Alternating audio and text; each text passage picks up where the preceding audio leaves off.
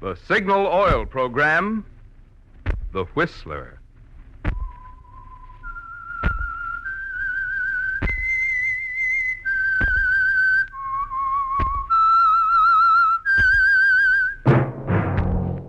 That whistle is your signal for the Signal Oil Program, The Whistler.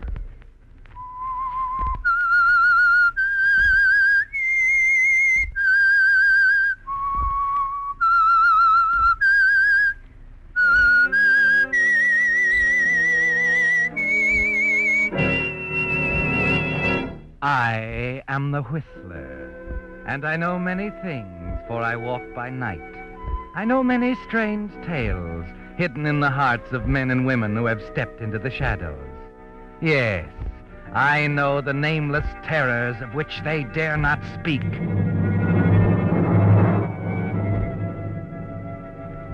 Yes, friends, it's time for the Signal Oil Program, The Whistler, rated by independent research the most popular West Coast program. In gasoline, you know, it takes extra quality to go farther. And Signal is the famous Go Farther gasoline. So look for the Signal Circle sign in yellow and black that identifies Signal service stations from Canada to Mexico. And now the Whistler's strange story. Dear Roger.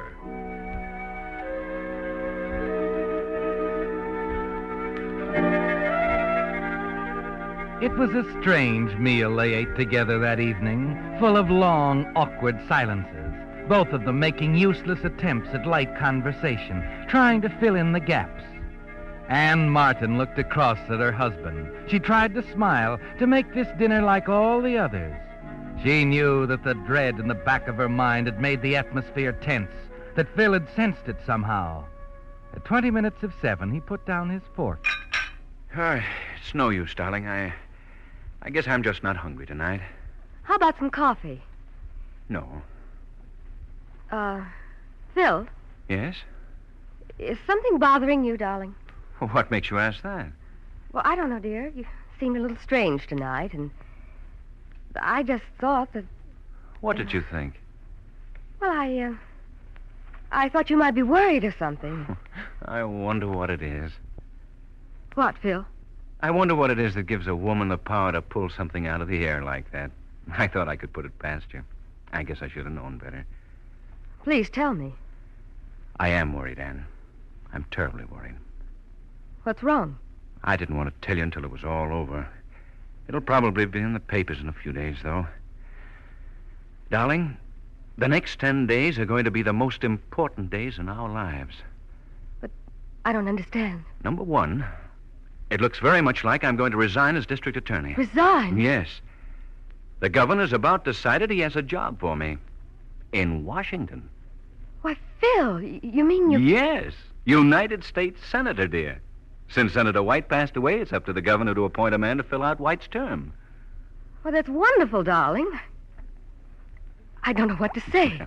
It's off the record at the moment, of course. It'll be the beginning for us, Anne. Or, maybe not. What do you mean, maybe not? Well, there are people who don't want to see me get that appointment, Anne. Why?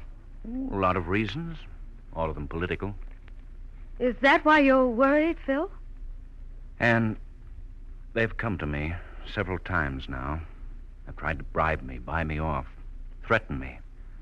They'll go to any lengths to ruin me unless I refuse to accept that appointment. You see, it's their necks or mine, and they know it. They're powerful, Anne, got influence. If they could find one grain of scandal in my past, or yours for that matter, they'd... What's the matter, Anne? Nothing, Phil, no. Nothing. I told them to go ahead, Anne. I told them to do their darndest. We have nothing to hide, have we? No, Phil. We have nothing to hide.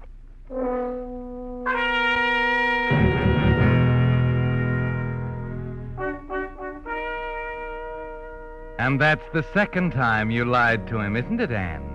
Nothing to hide. Nothing except an appointment at 8 o'clock you told him was at the dressmaker's. It makes sense now, doesn't it, Anne? The phone call from Roger Henderson this afternoon. his insistence that you come to his apartment tonight on the other side of town at 8 to talk over old times. So now you know why. And as you ring the bell of his apartment, you know this appointment is going to decide everything, one way or the other. Well, my dear Mrs. Martin, how nice of you to be on time. Won't you come in? Thank you, Roger. You must excuse my apartment. Really a nice place, of course. Good location, excellent view of the river. Lacking only the woman's touch. Please sit down. Cigarette? I'd rather not, thanks. Oh, you don't smoke. You've included that with your other reforms, of course. Please get to the point, Roger. Why did you want me to come here? Don't be impatient, my dear.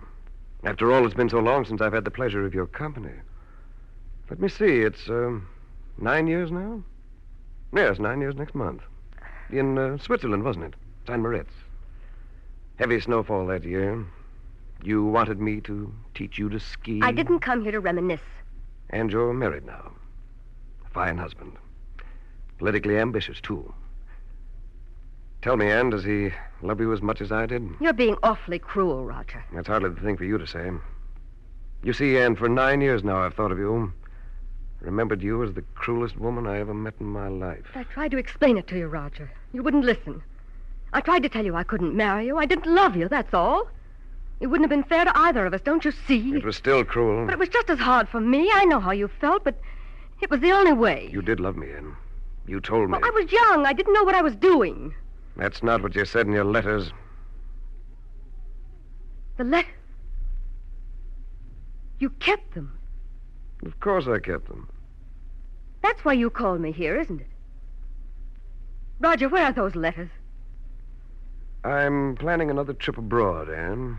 A rather long trip. I dislike leaving loose ends behind me. You'll return them to me. Let's put it in another way. I'll leave on my trip after I give you the letters. I don't understand. Oh, dear Anne. I did hope you'd grown wiser. You want something for those letters. What is it? You're so businesslike, Anne, dear. Almost as much so as that man who came here this afternoon. A very convincing chap who deplores the coming appointment of your husband to the Senate. It's all so strange, Anne. He seemed to know about the letters, too. But, Roger, you wouldn't do that, would you? It's not like you. You think too much of me. Haven't changed a bit, have you? Oh, please, Roger, it's not for myself, believe me. It's Philip. I love him. If anything happened to him, to his career, What would you do? I'm interested. I don't think I could go on living. You do love him, don't you? He's the only thing in the world, Roger. I almost believe you. Even though I seem to remember you telling me that once. I can't say any more. I've tried to explain to you so many times. You'd never understand. All right, Anne. You'll get your letters. Thank you, Roger. They'll cost you $10,000. $10,000? In cash. To arrive here by messenger not later than 3 o'clock tomorrow afternoon. But where can I get... managed to check your personal account. It comes to approximately $11,200.58. You should be grateful I'm generous enough to allow you the balance. But how can I explain away all that money to Phil? Don't you see, Perhaps you'd better explain everything to him. Now, I'm sure he'll understand that the organization opposing him will pay 10 times that price. But he mustn't know, Roger. He mustn't know. All right, Roger, I'll get the money for you. Some way.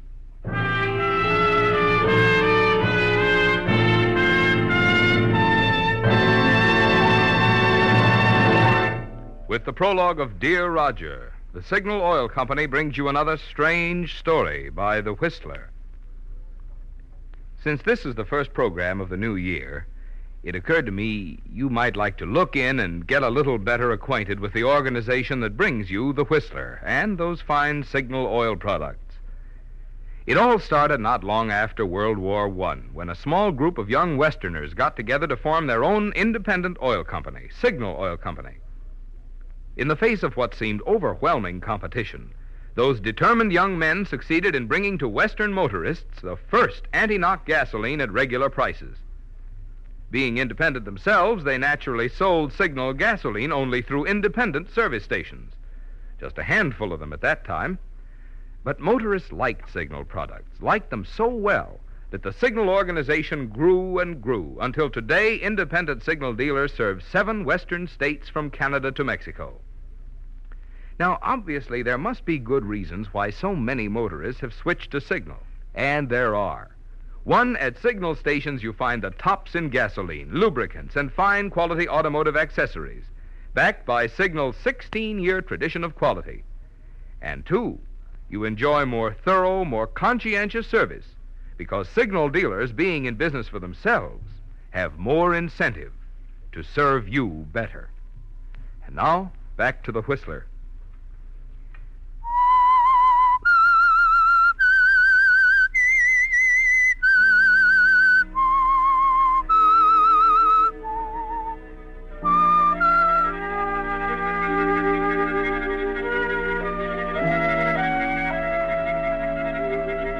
Yes, Anne. You know there's only one thing to do now. Roger must get his money. The letters must be returned and destroyed. And you must worry about explaining to Phil later. There's too much at stake, Anne. Phil's career, your marriage. Everything depends on the return of those letters. At 11 the next morning, you finish typing a note. Roger, I shall be waiting for the messenger who carries this package to you to return with the papers from your collection. You insert it in the package of bills you drew from the bank an hour ago. Give it to the messenger waiting at the door. There's nothing to do now but wait.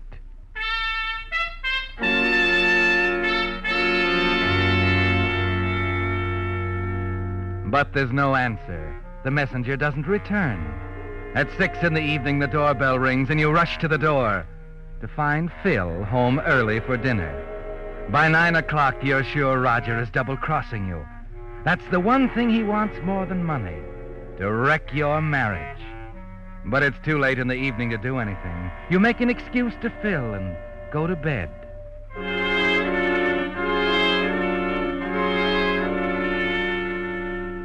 By morning, you've made a decision. After Phil has left for work, you slip his small automatic into your handbag, leave the house, and hail a taxi. It's 9 o'clock when the cab turns the corner into Rogers Street and moves toward his apartment. That's the apartment right up there, lady. Riverside Arms. Yes, I know, driver. Please hurry. Gotta take it easy. Look at that crowd up there. Clear out into the street. Why, it's in front of the apartment.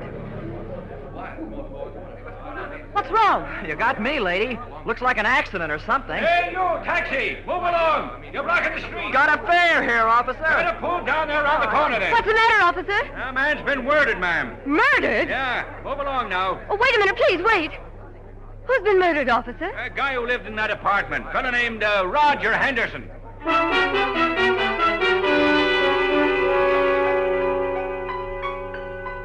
It's almost too much to take, Anne. The strain of yesterday, a sleepless night. Now the single terrible fact that Roger Henderson is dead. That now the letters will come to light. There's a strange dizziness in your head, a half-sick feeling in your stomach. Things begin to fade. The whole world gets dark around the edges. Well, lady, where to now? Hey, where do you want to go to now, lady? If you like, we could go around by way of Park Street or... Hey, what's the matter, lady? Something wrong? You look kind of pale, like you're going to pass out. Hey, wait!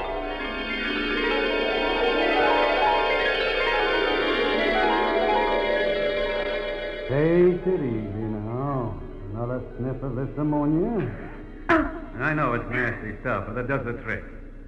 Breathe deep now. Now, lean back and relax for a minute. You're all right. What happened? It's all right, Mrs. Martin. You just pulled a feint in that taxi cab. Where am I? In my apartment. My name's Joe Burton. How did you know my name? It's my business to know people's names. I'm a private detective. Go on.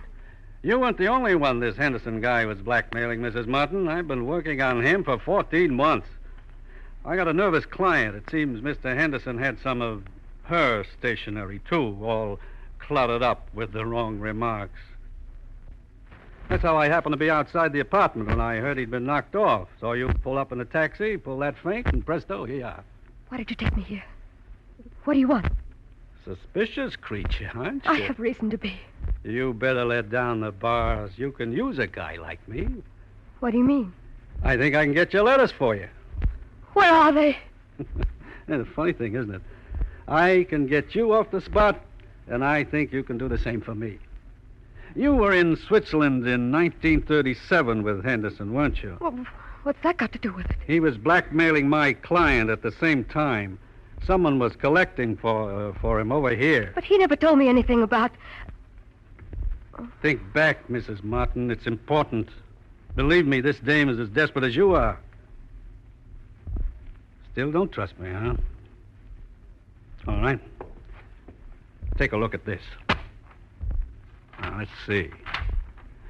I shall be waiting for the messenger who carries this package to you. The money. $10,000 worth. Is that all it was? Where did you get it? In the valise Henderson checked last night down at the railroad station. A pal of mine runs the check room. Go ahead, take it. Take it? It's yours, isn't it? Yes, it's mine. Do you trust me now? Oh. Yes, I guess I do. Good. Now, suppose you let your hair down. Well, you said you knew where the letters were. I think so. Let's try to find them.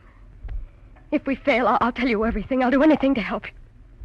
You've simply got to understand, Mr. Burton. I must have those letters. All right.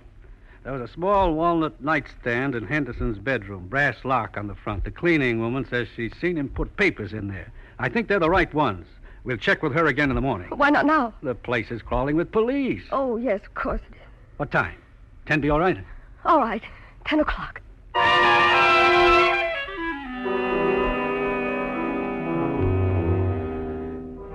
Yes, Anne, you've got to trust him. There's no one else to turn to now. You arrive home to find the phone ringing. It's Phil saying he'll be working late. But it's not until after 11 when he quietly walks into the bedroom that you realize what he's working on.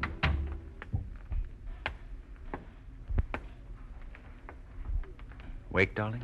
Yes, Phil. I'm sorry I'm so late. That Henderson murder's thrown the organization into an uproar. Henderson? Yeah, thought you might have seen it in the papers. The governor wants me to handle the case personally. Says it'll make great publicity just before the appointment. Phil, an ordinary murder case. You Oh, never that's tried to... just it. There's more to this one than meets the eye. This guy Henderson was a professional blackmailer mixed up with the wife of some political bigwig. We've got a report on him a mile long. No names yet. The guy's too careful. But, Phil, darling, I don't want you involved in this sort of thing. It might be dangerous. Don't you see? Oh, forget Phil, it, Angel. This is going to be my last one. I want to make this one big.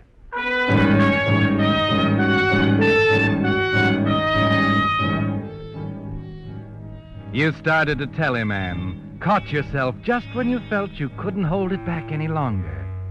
Somehow you know you've got to stand it for another day, long enough to give Burton his chance. The next morning, the two of you arrive at the apartment building, wait for an opportunity to slip around through the corridor to the door with a brass nameplate on it. Mrs. Mooner, manager. A tight-lipped individual, Mrs. Mooner, until Burton slips her a $10 bill. Then it seems she can't say enough. Mr. Burton, I do the cleaning up there occasionally, and I'd remember a nightstand if there was one. I know it was there, Mrs. Mooner. Black walnut with red plastic knobs. Wait a minute. It was on the side of the bed toward the door. Oh, but that wasn't a nightstand. That was a liquor cabinet. He kept it locked all the time. The leg was loose. Mr. Henderson always told me to be careful of it, and... And what? Well, a repairman came around to the door just yesterday. I remembered the cabinet. You gave it to him? Yes. He took it to his shop. I've got the address right here.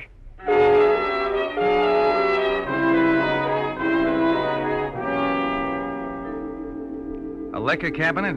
Who picked it up? I don't know who picked it up. It was black walnut, red plastic knob. Brass lock on the front. You sure the man left this address? Let's not go through that again. I told you. Wait. Sure. Sure, that's what it is. Red done it again. The guy had red hair, didn't he? I don't know what color hair he had. I fired him last week. He's been going around town picking up furniture and selling it. Where can I find him? Just a minute, I'll write it down.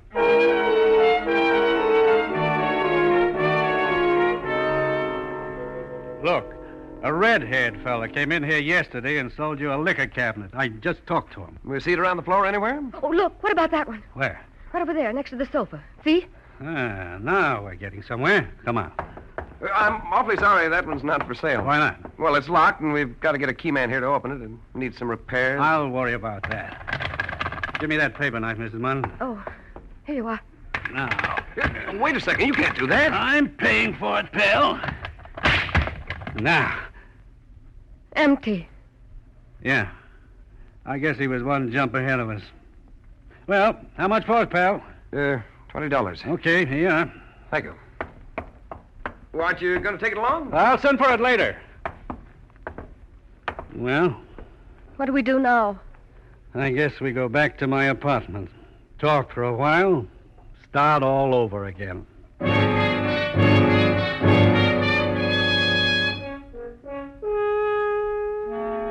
Yes, Anne.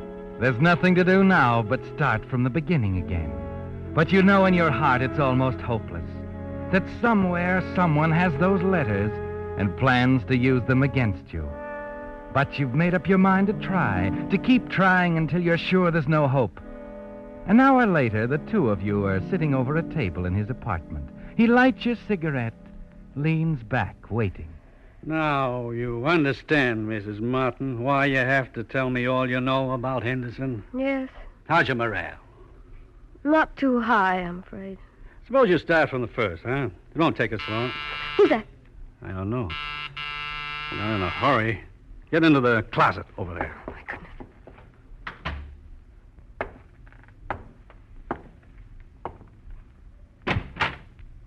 Hello, Burton. Well, Mr. Martin. Hello, D.A. Mind if I come in? I'm a little busy. It's important. What's on your mind? A lot of routine stuff. A murder, mostly. Fellow named Roger Henderson. Know anything about it? No, why? I think you do. I think you killed him night before last at 11 o'clock. Funny, I'd swear I was with a guy named Joe Rocca at the time. So did he. Until we broke him down. He spilled it. Right from the beginning. Put up your hands, Burton. Ah. A 38. The boys in the laboratory will be interested in this. You back on the homicide detail, D.A.? On this one I am. I was interested the minute I found out you are hired by the mob that's after my neck. They offered you $100,000, didn't they, Burton? You seem to know everything. Why don't you answer that one? We can do an awful lot of close guessing. Henderson was in the middle somewhere, wasn't he? Some woman he was putting the bite on, a package of letters you were after on the night you killed him. You made a mistake, though, Burton. The woman had nothing to do with me. I never saw her in my life. You can tell her to come out of that closet now. What makes you think? Cigarette with lipstick in the ashtray there, still burning. And another thing, unless I'm mistaken, the table here. Yeah, dictaphone. Recording machine in the next room, eh? You still say she isn't here? Why don't you take a look? All right. I will.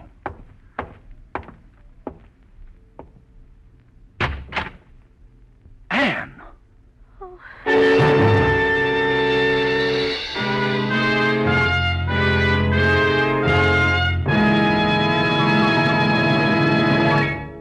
The Whistler will return in just a moment with a strange ending to tonight's story.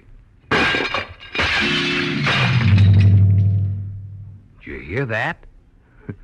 Just another New Year's resolution being broken. But there's one I hope you won't break, and that's the one we made on last week's Whistler. To try, just try, Signal gasoline in your car. Because seriously, friends, there are real advantages for the driver who powers his car with Signal. Not only because Signal is the famous Go Farther gasoline, But now that the government has removed its limitations on the amount of lead used in gasoline, the quality of today's Signal is at an all-time high. You see, it's this extra quality, the extra efficiency today's Signal gasoline gets from your motor that gives you those quick starts, fast pickups, and smooth knock-free power. Yes, and it's these same quality features a gasoline must have for extra driving pleasure that also give you extra mileage you can measure with your speedometer. For proof, just switch to Signal for a few fillings. Let the performance of your own car show you what more and more drivers are discovering. In gasoline, it takes extra quality to go farther, and Signal is the famous Go Farther gasoline. And now back to the Whistler.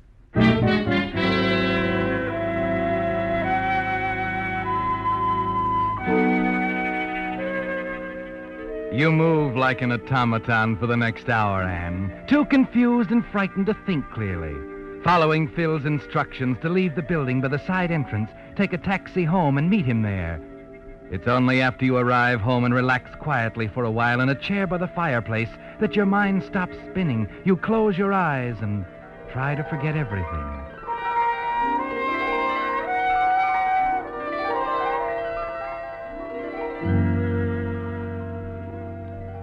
Phil is bending over you as you open them again. Phil? Anne, how are you? I don't know, Phil. It's been terrible. I've done an awful thing. Relax, darling. Don't try to talk. What can I say, Phil? Don't say anything. Aren't you going to ask me any questions? No. No questions. Did you find me in a murderer's apartment? And the blackmail? Everything? No questions, huh? When you love someone like I love you, Anne, you don't ask questions. I've got to tell you everything. Right from the beginning.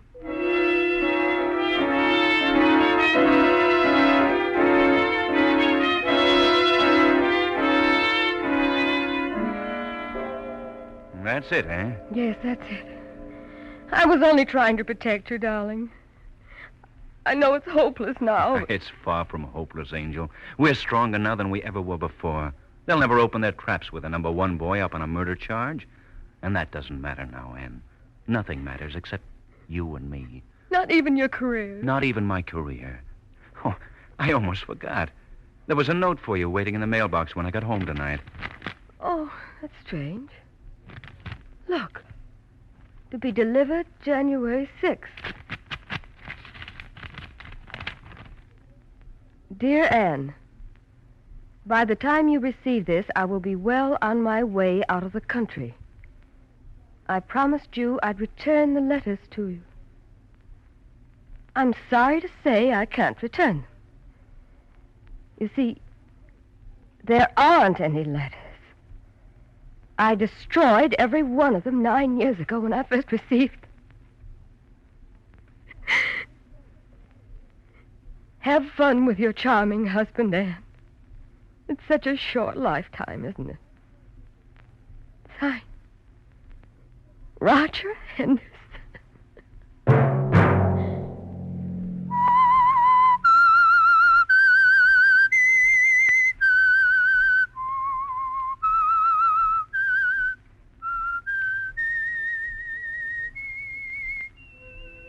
Let that whistle be your signal for the Signal Oil program, The Whistler, each Monday at 9. Brought to you by the Signal Oil Company, marketers of Signal gasoline and motor oil and fine quality automotive accessories. Signal has asked me to remind you to get the most driving pleasure, drive at sensible speeds, be courteous, and obey traffic regulations. It may save a life, possibly your own. Featured in tonight's story were Lorene Tuttle and William Johnstone. The Whistler was produced by George W. Allen with tonight's story by Stuart Nobins, music by Wilbur Hatch, and was transmitted to our troops overseas by the Armed Forces Radio Service. This is Marvin Miller speaking for the Signal Oil Company. This is CBS, the Columbia Broadcasting System.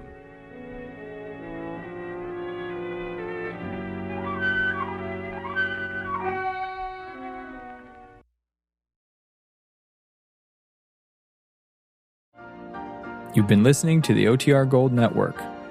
Find more classic radio at otrgold.com.